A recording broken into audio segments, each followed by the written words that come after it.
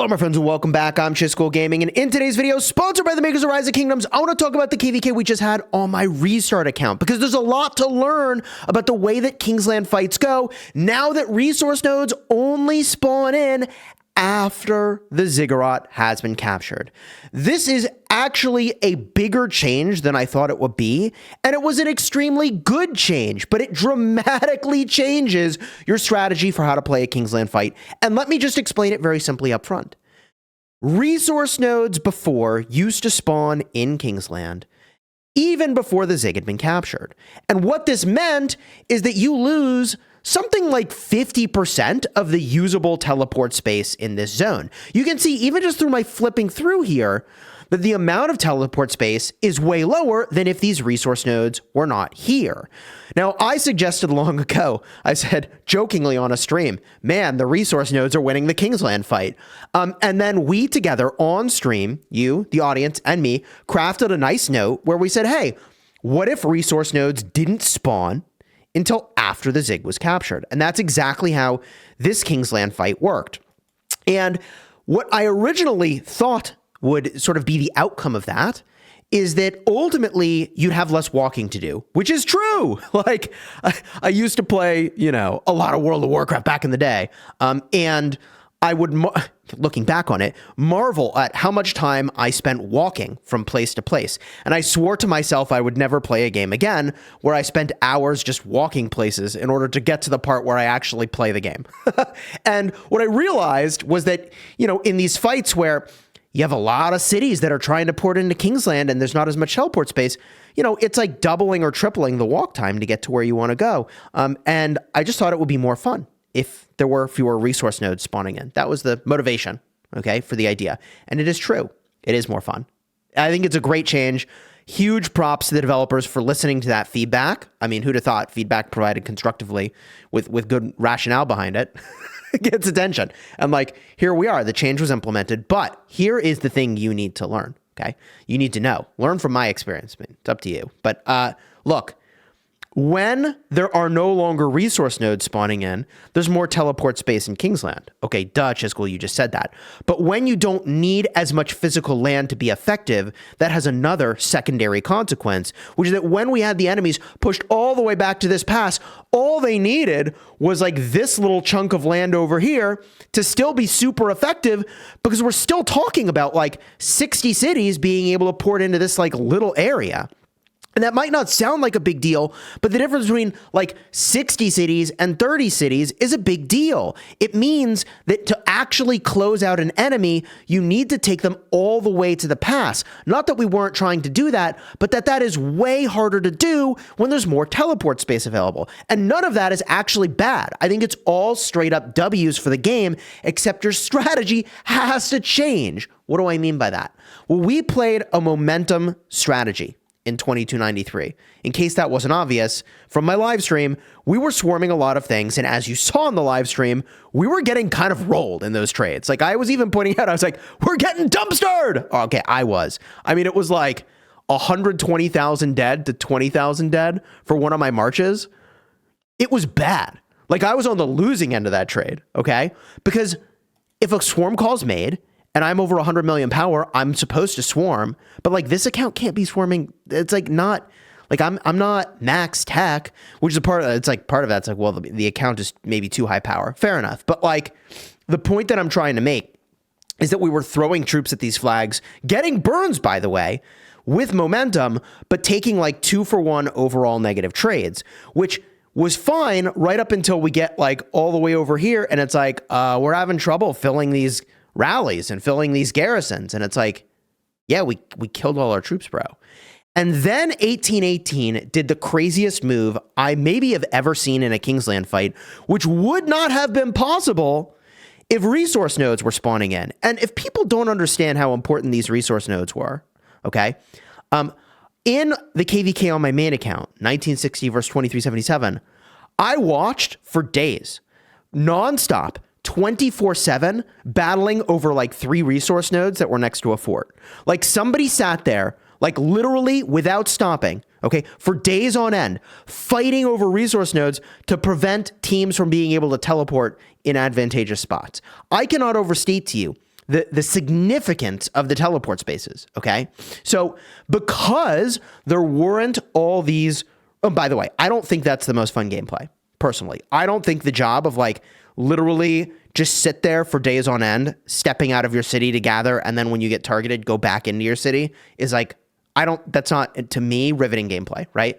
Which is, again, a part of the reason I love that the resource node removal thing for Kingsland was like, it went through and here it is, right? But what that allowed 1818 to do is to basically, instead of having like their allies have a bunch of territory through here, the allies, their allies, flags still worked as like a shield, but 1818 basically went up behind all through this land and they popped craftsmen and got all the way up to us. And basically the upper right kingdom and the bottom right, you know, the upper right war camp and bottom right war camp, both enemy war camps, basically tunnel visioned us. And it, you know, I know this isn't actually true, right? Like our allies were on the map getting stuff done, but like it felt like we were 2v1ing for like just a jaw-dropping amount of time. And I thought our allies this KvK were awesome. Our war camp mates were awesome. This is not a criticism, right? But like, this, I'm talking about what was so powerful about this move is it basically made it so that even if our allies did want to come over and help us, they had a long-ass walk, whereas 1818, okay, and you know, the bottom right camp and the upper right camp, they were just like straight up, just like boom, out of the cities and like on top of us, man, just hammering us constantly. And like, yeah, that wore us down. And we lost all this land back toward the Zig, okay? We lost all this land back toward the Zig, and they were starting to go this way, right? And really push us. And, you know, 1818 pushed to the Zig. And they actually fought us on the Zig, which happened on stream, okay? So that Zig fight was insane. And, you know, people in this kingdom were like, man, that is the craziest Kingsland fight I have ever had. So the removal of resource nodes led to what is arguably one of the best Kingsland fights that people have you know, ever had, at least in this kingdom, right? Because how often are you actually, like, unironically, truly fighting for control of the ziggurat? Most players will never have a Zig fight. They, like, the Zig will be solved by then, right? And what you quickly learn in a Zig fight is that actually these citadels give territory, and the citadel mechanics end up mattering a whole heck of a lot. And like, you might not have known how these citadels work, but like they're kind of like a altar of darkness or ruins where being within it flips it over to your control. Once it's in your control, every one of your marches needs to be evicted before it can flip to someone else's control, but it gives territory. So once they got one of these citadels, then they could burn literally every touching flag, and it got freaking dicey, man. It got dicey. None of this would have been possible in the world in which there were resource nodes because it would have taken too long to actually effectively do the move that 1818 did. They still would have had a massive walk distance, and the nodes most likely wouldn't have been farmed. But all in all, I still feel like the change is nothing but a win, okay? So I really, really like the way that this Kingsland fight works now, but it changes dramatically what the strategy ought to be. The strategy cannot, in my opinion, be a momentum-based strategy, which, you know, it's not like I talk to our leadership to be like, hey, what's our strategy? Is it like momentum or drain? But like, obviously when we're swarming like lunatics on all these flags, like, yes, we're playing a momentum strategy. And if we get momentum in the upper right, then we can play the drain game down over here, which would have worked in the world in which resource nodes were spawning in. But because they weren't spawning in, we weren't able to close these guys out, even though we got close, in part because we just had, you know, the bottom right war camp just absolutely freaking hammering us at the same time. And like, even if you, some people, you know, rightly are commenting, well, you focus too much on these guys down over here instead of the upper right. No, I mean, the problem is, even if we never moved our marches down here, all these guys need to do is move their marches up here, right? So like, we were trying to focus the upper right. It was very difficult. And even if we ignored these guys down here, they've got like a 60-second walk and they're all over us on you know, their allies' territory. So it's not just as simple. Like we actually at that time didn't have the muscle to get them out. And it was because we had swarmed so much, and the swarming cost us. Okay. And that's not a criticism of the leadership or their choices. Like, Look, there's two things that I would say that made that swarming so costly. First of all, we did it during the Tide, and this is a Tides of War KvK, in which there are artifacts. So the garrisons are extra strong, and I think that if I were doing this in the future is an important learning. None of these things were mistakes per se, because like we're all doing this for the first time, this Kingsland with no resource nodes. And okay, technically I just had a Kingsland in 2377, but like it's not the same, bro. Like you can't compare the strongest Imperium kingdoms and what that kind of a fight looks like to an A seed KvK. It's not the same, okay? It's really it's like different universes of gameplay. And I just did both, so I know. Literally, these Kingslands were back to back. What was I going to show you in here? I can't even remember. There was something important with commanders. Damn, I'm still fried from this whole thing, man. I'm actually still fried. Oh, yeah. I was just going to show you that, like, switching commanders over from one troop type to another is just very, very powerful. So, you know, you can do, like, really, really silly things with garrisons. You know, not that I think we fought Gorgo Attila, but the risk of just super powerful garrisons is too strong. And your rallies are super powerful because you have artifacts. So, like, just use your super powerful rallies. Let the rallies do the work. Let the garrisons do the work. I think is probably the play there, and less with the swarming. That would be my guidance going back to it. Yeah, and I think if we had played that way, we probably would have been better prepared for the onslaught when it came up here. Because I was already down to like 90 million power once those guys went into kind of insano mode. So I pulled down 3.68 million dead troops. It's almost entirely tier 5s over here.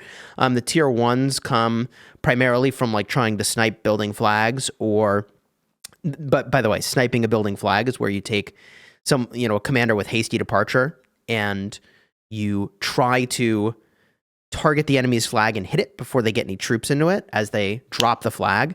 And also on my Ragnar Philip March to get mixed troops to start. I actually learned this from Chisgule, or at least someone told me Chisgule was doing it. I was like, oh, that's genius, which is to just use one cavalry unit to get Philip to have the multi-troop type distinction, which gives them march speed instead of a bunch of damage. And then the second you actually connect with an enemy, the troop disappears, and then you have the damage boost. Anyways, whatever. So that's why I lost some of those T1s. And my resources spent 17 billion resources, which doesn't feel like much compared to my main account, dropping like, I don't know, like 85 billion resources, right? So I'll get a few back, which is definitely appreciated. Oh my god. And in terms of kill points, I think I got like 1.4 billion kill points on this account, which like is good. Like that, this account is definitely very capable of like pulling down lots of kill points. It's just often recently my main and restart have been here, and so they're in the same kingdom and like GG's, right? Speaking of which, if you want to migrate to my restart kingdom, we've won, as I mentioned, 8 KvKs, 2 losses since being in Season of Conquest in this kingdom. And those 2 losses, I know I mentioned this and like I put the asterisks on them because like they were a Nile KvK. And for whatever reason, like we got matched in a way where everybody thought like, okay, you just lose. There's no way you beat those kingdoms. And you can go back and watch the VODs and see for yourself. It's like it works out exactly that way, where it's like, yeah, I mean, we weren't going to beat 1875. They were stronger then too, I think. And like we weren't going to beat the other group of kingdoms we were fighting against. So and then we stopped queuing for Nile, and it just is what it is. But those were our only 2 losses. So consider migrating to 2293. I'll have a link down below in the description. Leadership team here did an amazing job, and I really appreciate their commitment. Good war leading, very vocal, very clear. What they wanted us to be doing and what the plan was. And there's always moments of uncertainty and adjustment. If you like the words of Mike Tyson, everyone has a plan until they get punched in the face, and boy, did we get punched in the face. Trust me on that one. And so, yeah, like they did a great job handling that. Our allies did an amazing job. Amazing work. Our campmates did an amazing job, right? Like would ally with these teams again. Shout out to our enemies. They were insane. Right when I thought it was like we had them at GG, I'm telling you, they all showed up like a brand freaking new kingdom, man. And I think, you know, a part of that obviously comes from seeing the fact that, like, you know, 1818 and this war camp was just absolutely slamming, and it was just crazy.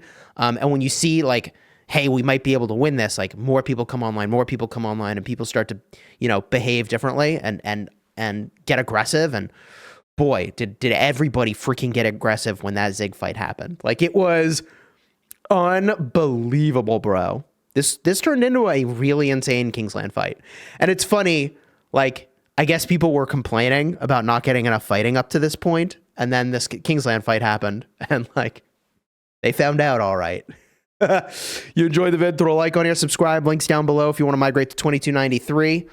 I need to go continue to rest because after the 1960 KvK and then 3 insane nonstop days of Kingsland here, I'm cooked. I'm beyond cooked. And if you want to see me cooked on stream, I'll have a card on the end screen.